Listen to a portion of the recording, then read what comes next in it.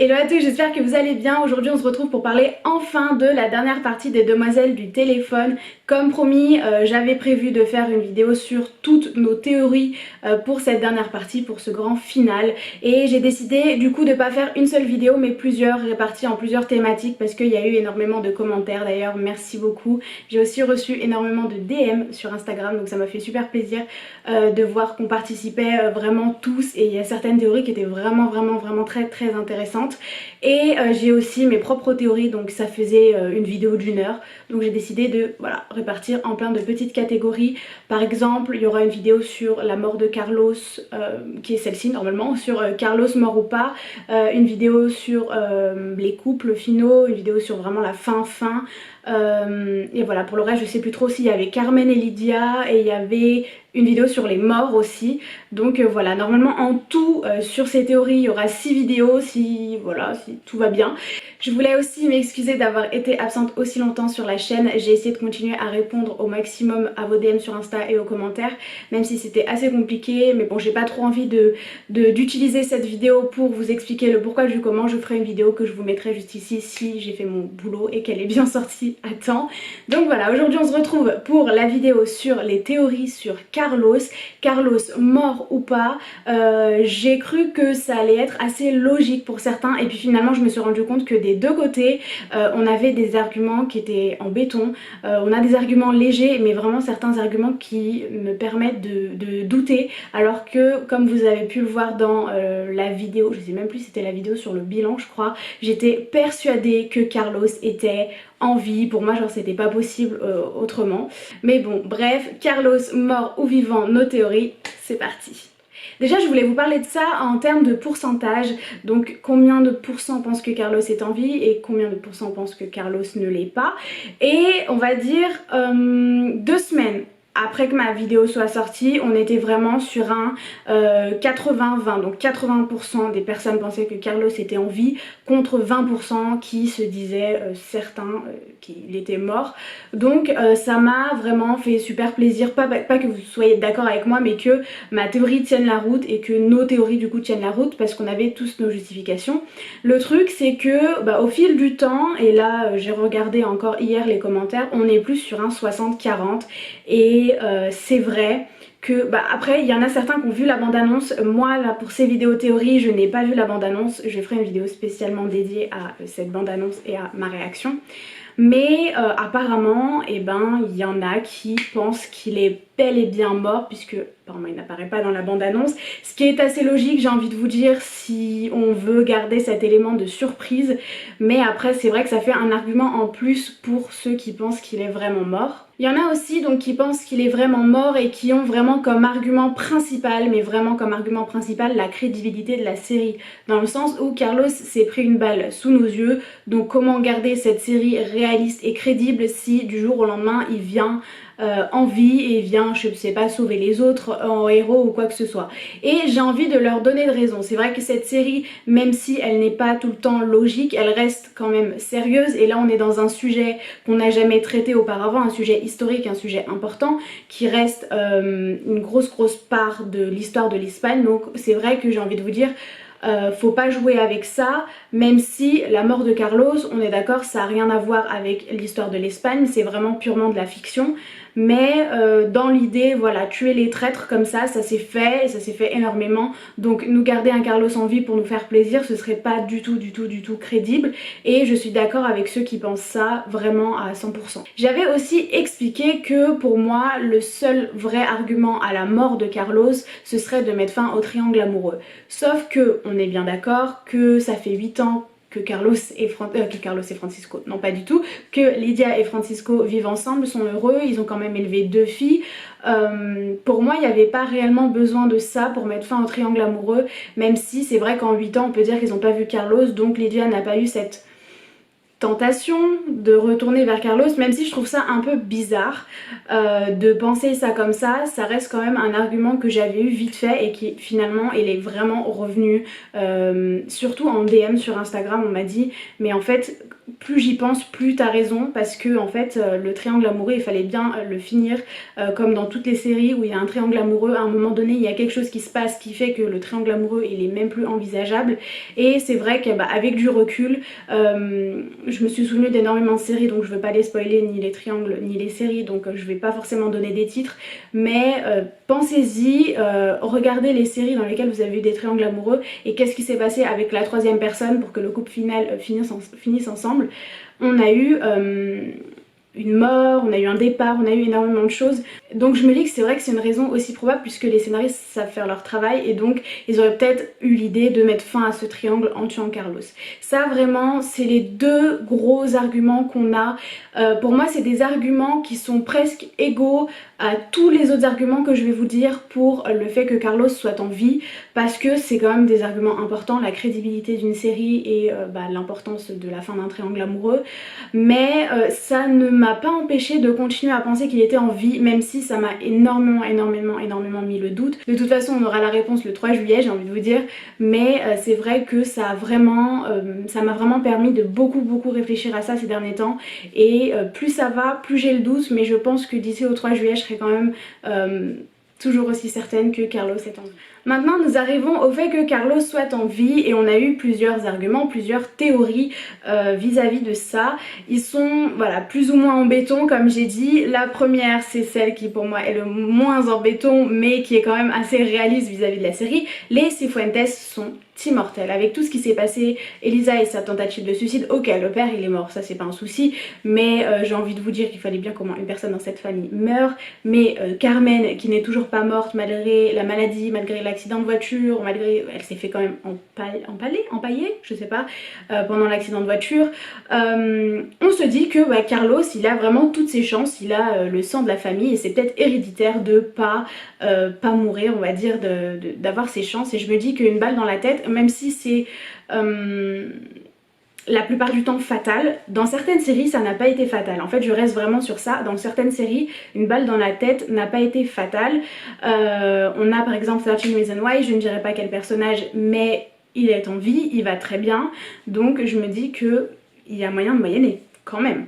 Après on a eu un autre argument dont j'avais aussi je pense déjà parlé, mais plus en fait le temps est passé, plus vous m'avez envoyé donc des DM sur Insta et vous m'avez identifié, vous m'avez envoyé les posts Instagram.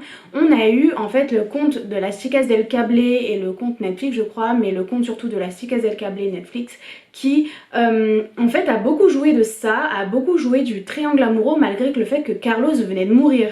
Alors on peut dire oui c'est une sorte d'hommage à Carlos ou quoi que ce soit, mais généralement, et si on part du principe de notre argument qui est le fait que Carlos est réellement mort pour mettre fin au triangle amoureux, on n'est pas censé continuer à jouer avec le triangle amoureux et avec les fans si Carlos est réellement mort. Je sais pas si vous voyez un peu ce que je veux dire, j'ai l'impression que le confinement il a carrément tué mon français qui n'était déjà pas assez bon, mais bon. Bref, là on a eu énormément de posts, j'essaierai de les mettre si jamais, ou sinon je vous mettrai des liens, bref je trouverai un moyen de vous les montrer. On a eu beaucoup de posts en mode vous êtes plutôt team Francisco ou team Carlos, où on a eu des posts avec les phrases que Francisco a dit cette saison, enfin dans les 5 premiers épisodes, qui étaient vraiment pas énorme, hein.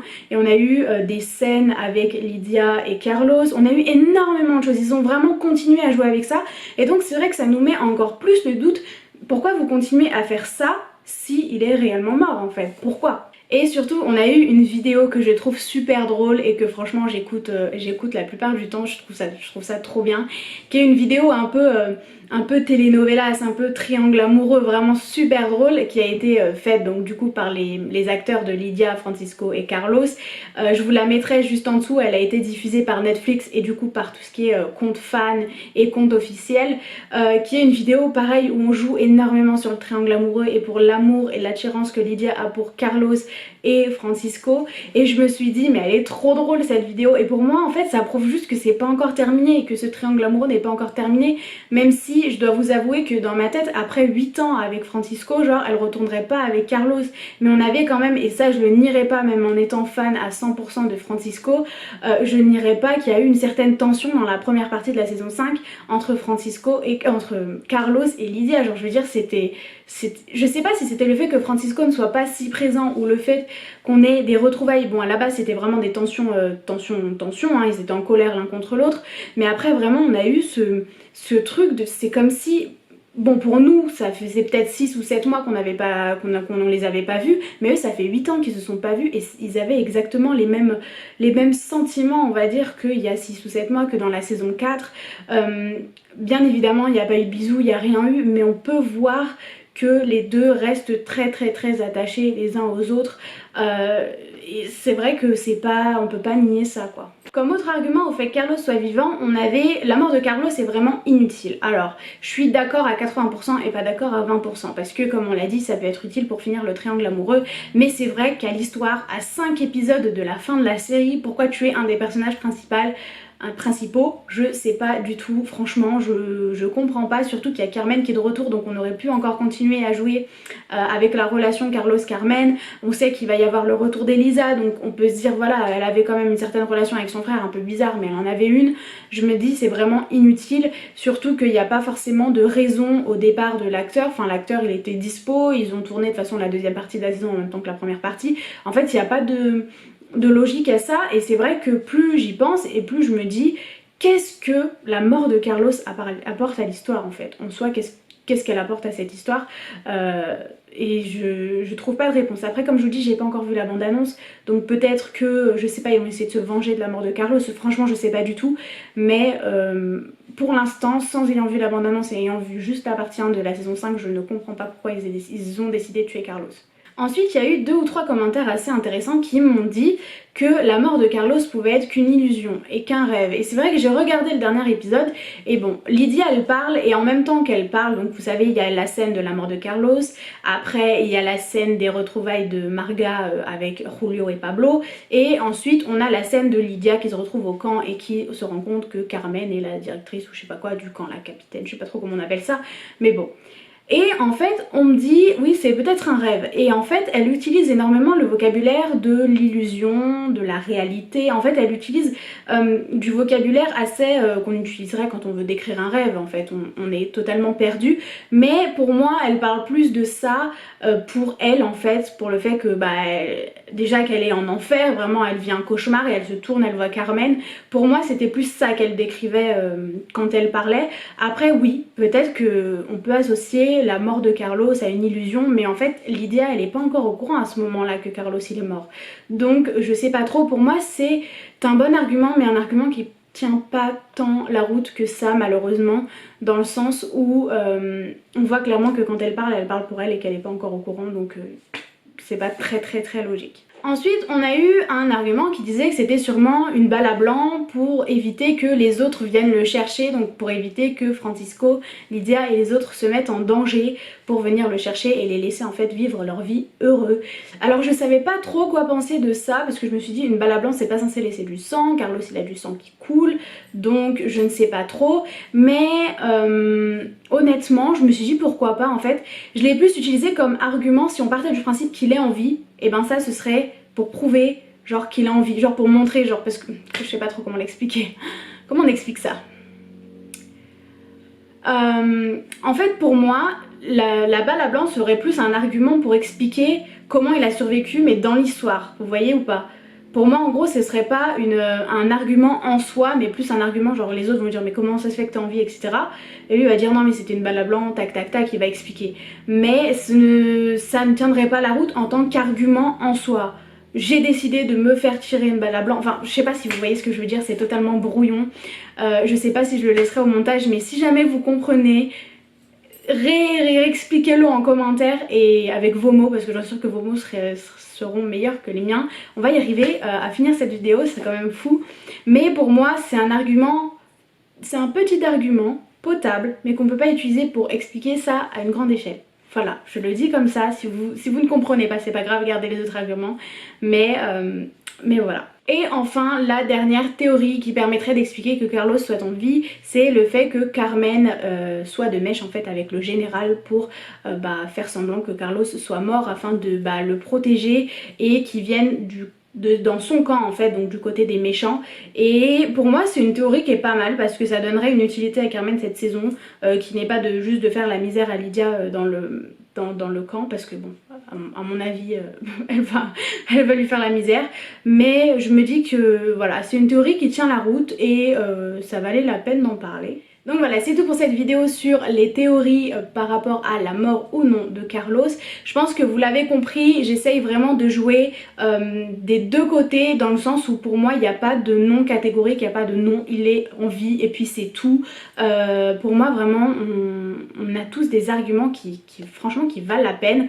Donc voilà, je suis assez contente d'avoir divisé toutes nos théories en plusieurs vidéos parce que je suis à près de 20 minutes de rush, donc je pense que bon, je vais quand même vachement couper au montage, mais ça reste quand même énorme pour juste une petite vidéo sur la mort de Carlos. J'ai essayé voilà de parler et de parler de tous les arguments qu'on a dit par rapport à ça, parce que franchement c'est assez important.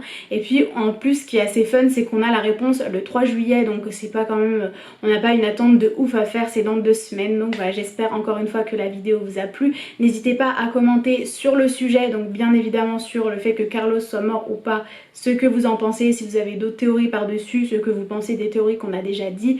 Donc voilà, dans les commentaires, moi ça me fait toujours super plaisir de vous lire. Et voilà, on se retrouve demain pour la prochaine vidéo sur nos théories. Je vous fais de très gros bisous et je vous dis à bientôt. Bye bye.